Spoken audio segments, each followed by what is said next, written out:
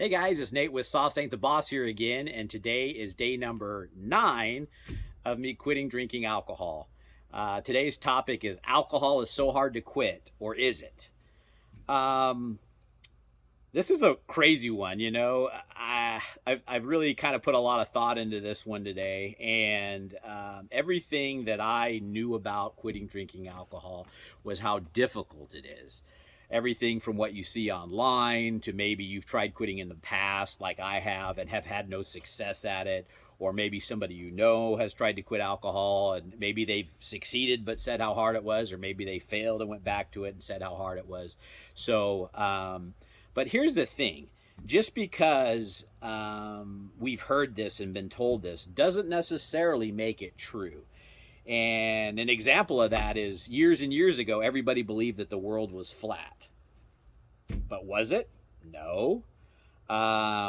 So just because we hear something over and over again and we're told something and we see it online, you don't have to necessarily believe it. And hard is a relative term, you know. What is hard? I think that a job is harder if you don't have the right tools to do the job. So maybe that's part of the problem. Maybe we're going into this sometimes without the right tools in our bag to do the job. And you know what? One thing my grandpa always used to say, and he had this big, booming, commanding voice, was you got to have the right tool for the right job. And that's one of those things that has always stuck with me, you know. And even going through this, I was reminded of that, you know, the other day. And I think, you know, the first most important tool that we have as we do this process is our mind. If your mind, or you can get your mind on your side, you're going to have a lot easier time at this process, you know. Um, Somebody's towing a car up the road here, so I got distracted there. Anyway, so yeah, getting your mind right is huge in this process, and it's the greatest tool we all have. It's our mind. It's how we think through processes. It's you know, our minds are just brilliant, and but in a process, you have to have it on your side, or you're going to really have a difficult time. So the question would be, how do you get your mind right? How do you get your mind where it needs to be as you go through something that's supposedly difficult? You know, I think the first step is you have to have the passion and desire to do what you're about to do. If you go into quitting drinking alcohol haphazardly, or you kind of really truly don't want to give it up, you know, then you're probably not going to be successful at it. So, you know, all of us have different reasons for wanting to quit. Maybe it's our family, better family life. Maybe it's our health is taking a turn for the worse. It could be a combination of many different things, you know. And if you're here watching this channel, it's probably because you've gotten to the point like I have where alcohol was causing you far greater problems than anything good you thought you were getting out of it, you know. So you're already on your way to the process of getting your mind in the right place to know that this stuff does you no good and that you want to make a change. And so I think the next step too is, why do we have to look at it as alcohol is so hard to quit? What if you looked at it like this, that you are about to start the most beautiful, amazing life for yourself, and you're so excited to do it. And all I have to do to do that, the first step is to not put this toxic poison into my mouth anymore. Seems simple enough, right? And having that thought as you go into it, and that mindset, of how wonderful your life's going to be, and how bright the future looks, by not having this one horrible thing in your life anymore, it seems a lot more easy and less daunting than, oh, I'm giving up, I got to give up alcohol, you know.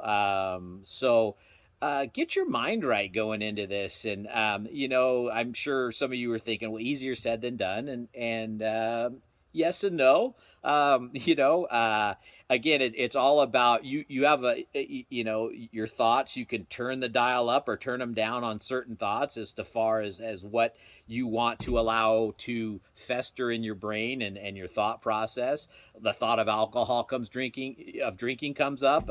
You want to turn that dial up on that one or turn it down. You know, we have those abilities to do those kinds of things. You know, so just being kind of thoughtful of that as you go through your day. Where's your mindset? And you know, again, you can't control the thoughts that are going to pop into your head about alcohol and how you need a drink or this and that.